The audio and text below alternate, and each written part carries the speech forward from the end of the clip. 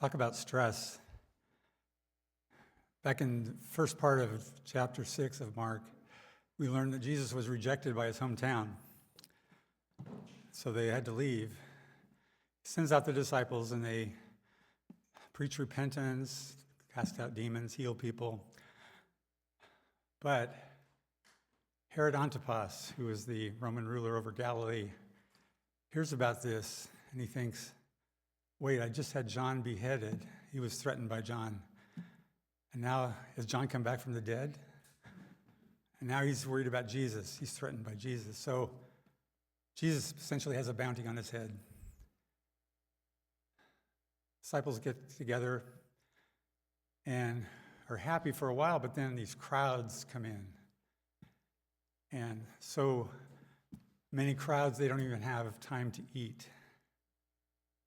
And they say, this is stress. We can't handle this. So Jesus says, let's go away to a deserted place, which was his usual practice. We learn in Mark 1:35 that he would often go away to pray.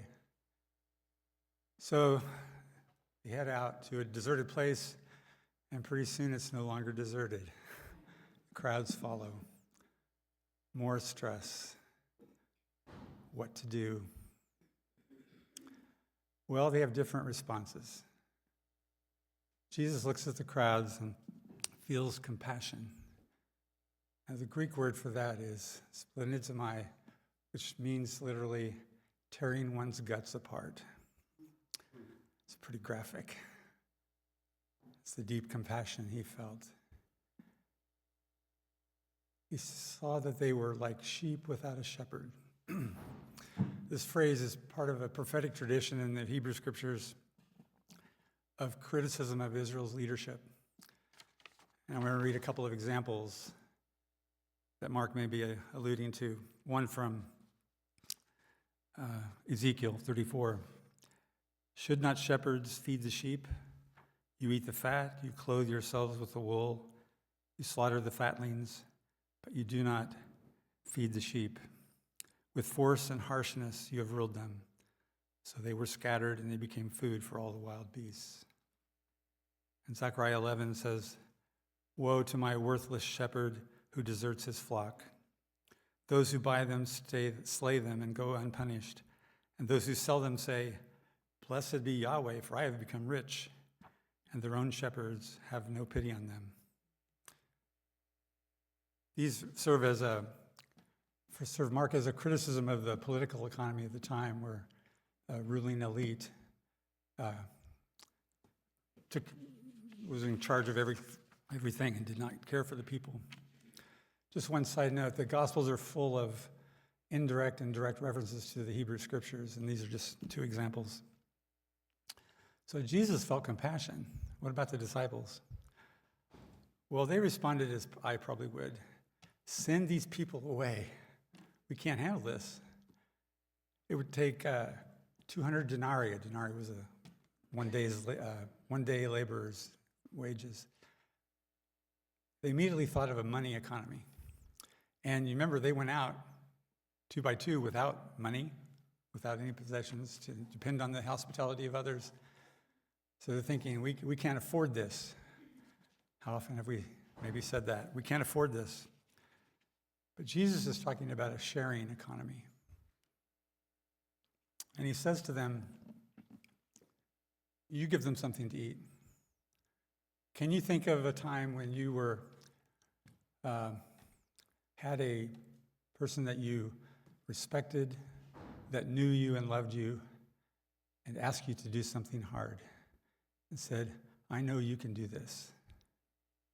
You might want to think about that. Rather than treating the whole feeding of the 5,000 as a magic act, I want to take a different approach. And remember, the point of Mark's gospel is ideological, not documentary. I once heard a speaker talk about this passage in terms of community development.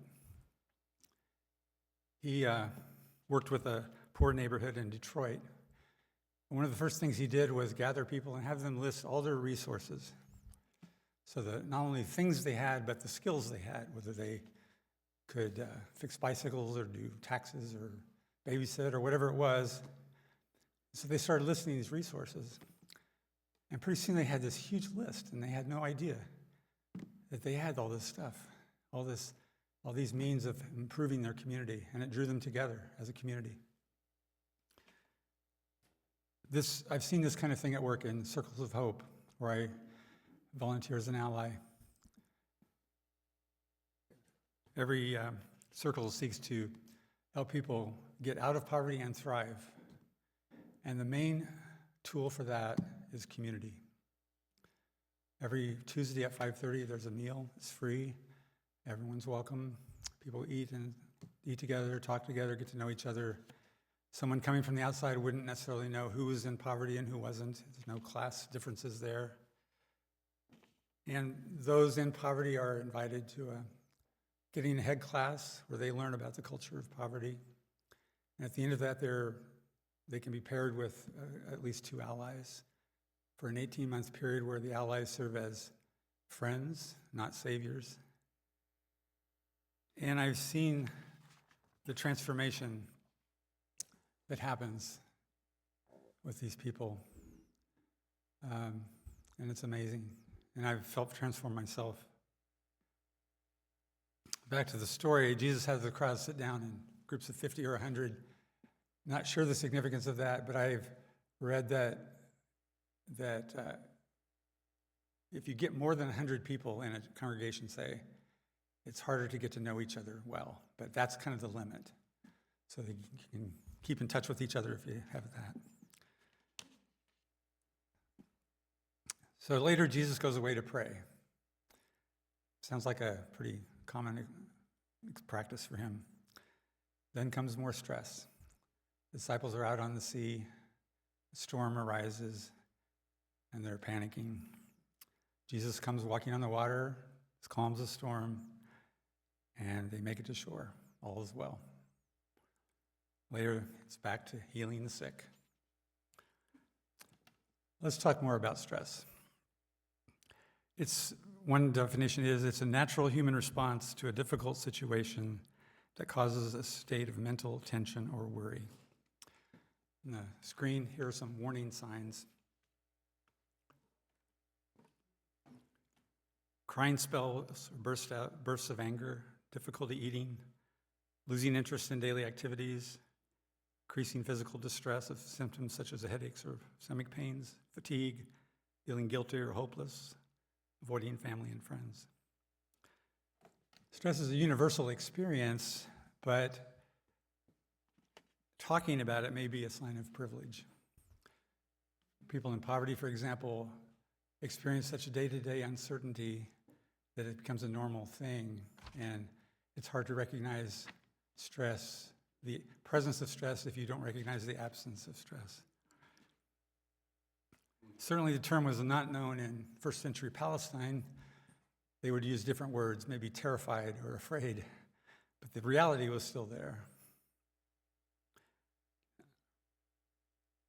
There was in that context, there was the 1%, as I mentioned, who ruled, owned the land, ruled with Rome's favor, and kind of oppressed people. And there was the 99%, the rest of the people who lived day to day trying to get by. There was no middle class.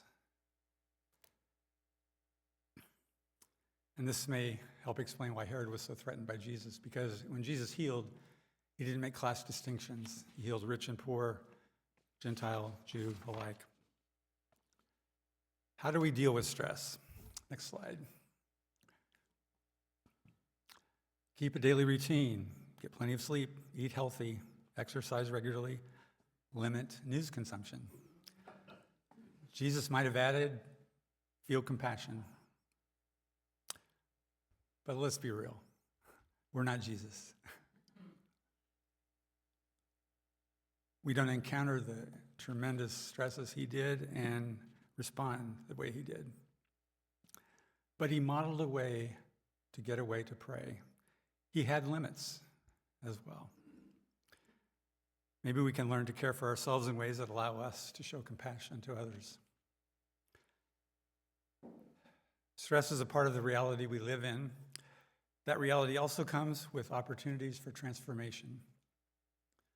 Just over a week ago, I was in the hospital for 2 nights with shortness of breath that I'd been having. They finally diagnosed it as a viral pneumonia. But they ran all these tests and sent me home with some medication to add to the many I take already. An echocardiogram showed that I have mild diastolic dysfunction of my heart. My heart doesn't relax properly in each beat. So the doctor ordered Lasix for that, a diuretic. And a CT scan showed that I have a small nodule in my lung. So I'm to follow up with a pulmonologist and have a bronchoscopy to see if it's cancer, have it biopsied. Well, this was a shock to my system. This brought me stress. It's actually the past 2 years have been a series of that. In May of 2022, I was diagnosed with esophageal cancer. Went through chemo, radiation, and an esophagectomy, which I wouldn't wish on anyone, but it did get rid of the cancer. A year ago, I had a knee replacement, which went well, took care of the pain I was feeling. Had a couple of kyphoplasty surgeries where they fixed fractures in my back. By this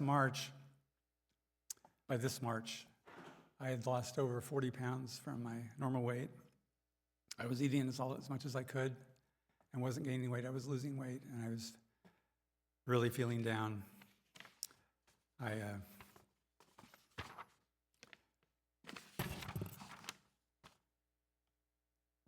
felt depressed, basically.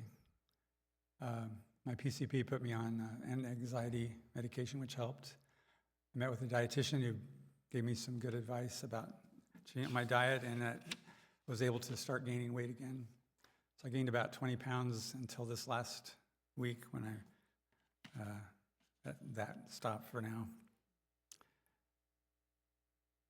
I'm listing these stresses not because they're unique or because they're any worse than what any of you experience, but because they are opportunities for transformation. I'm not saying God caused these events, but each of them provided an opportunity to draw closer to God, to experience God's ever-present love in new ways. Those who know me know that I don't like change. I like routine. So transformation is not a nice word for me. I kept wanting to go back to where I was before the cancer diagnosis, when I didn't even realize how well off I was. But having to go back there doesn't allow me to live in the reality that's present right now. And that's what God calls for, to live in the present, where we are now. So who I am, my self-image kept changing as I experienced new problems with my health. I still keep working to get healthier, but I need to deal with who I am now. I have to accept that as a prerequisite. This whole thing has thrown me into times of calling on God for help, praying for others. Can't say that I've been transformed into any saintly figure, for sure not.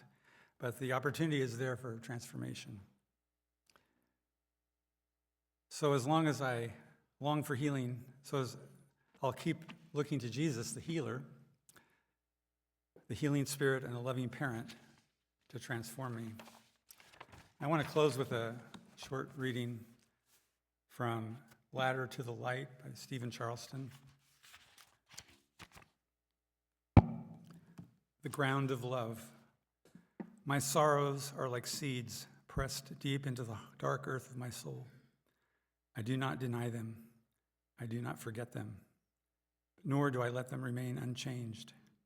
Over time, I let their pain turn into wisdom, their grief into mercy, their anger into forgiveness. Hidden within me, I let the hurt they once carried become the compassion I now carry. Compassion for all who have known what I have known, felt what I have felt, wept as I have wept. The ground of love transforms the seeds of sorrow to new life, new hope, new beginnings through the mystery of soul-deep healing. I do not leave my faith fallow, but I use my brokenness like a garden until it turns loss to gain and tears to songs of joy.